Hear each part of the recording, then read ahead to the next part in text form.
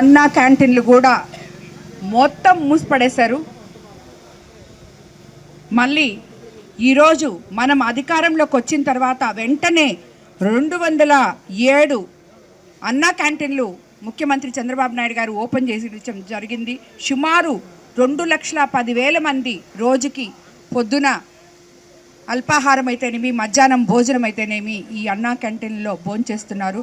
నేను ఎమ్మెల్యే అయిన తర్వాత మన కోవూరు నియోజకవర్గంలో అన్నా క్యాంటీన్ లేదే అని చెప్పి నేను ఎంతో తప్పించిపోయేదాన్ని.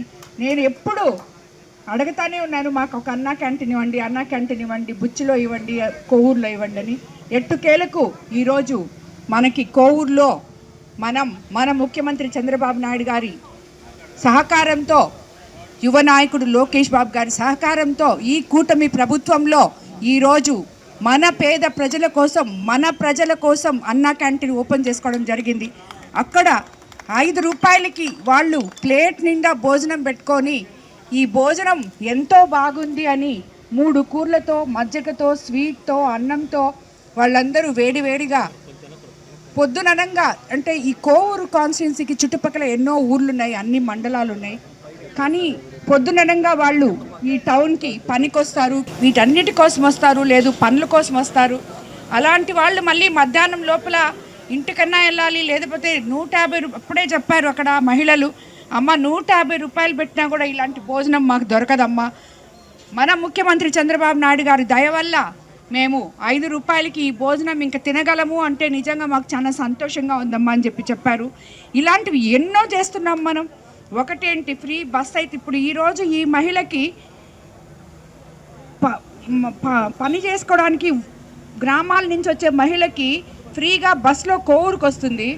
5 రూపాయలకే మధ్యాహ్నం భోజనం చేస్తుంది, 5 రూపాయలకే టిఫిన్ చేస్తుంది. అదే ఆమె హోటల్కి పోతేనే 150 రూపాయలు, అంటే రోజుకి 150 రూపాయలు, లేదు కనీసం అంత పెట్టిన వాళ్ళు 50 రూపాయలన్నా లేదే ఈరోజు ఈ అన్నం దొరకదు. కానీ ఈరోజు 5 రూపాయలకి పంచభక్ష పరిమాణాలు లాంటి ఈ అన్నా క్యాంటీన్లో భోజనం మనం ఇవ్వడము అనేది నిజంగా పేద ప్రజలు చేసుకున్న అదృష్టం అని చెప్పి నేను అనుకుంటున్నాను.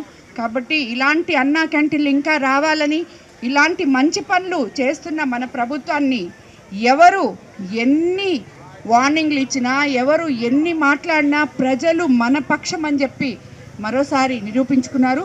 అన్నిటికన్నా ముఖ్యంగా ఈరోజు నేను ఎమ్మెల్యే అయిన 2 సంవత్సరాల్లోనే ప్రభాకర్ రెడ్డి గారి అడుగుజాడుల్లో నడుస్తున్న నన్ను అత్యున్నతమైన ఒక కమిటీలో పోలిట్ బ్యూరో మెంబర్గా ముఖ్యమంత్రి చంద్రబాబు నాయుడు గారు నా మీద నమ్మకంతో నాకు ఈ బాధ్యత ఇచ్చారు.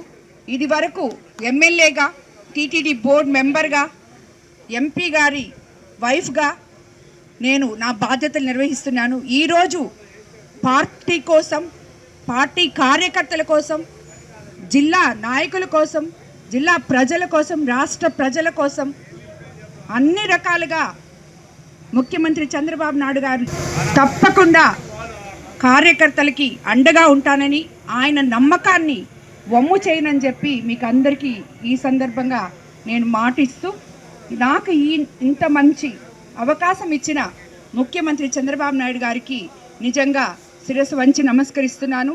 అలాగే లోకేష్ బాబు గారికి ధన్యవాదాలు తెలుపు.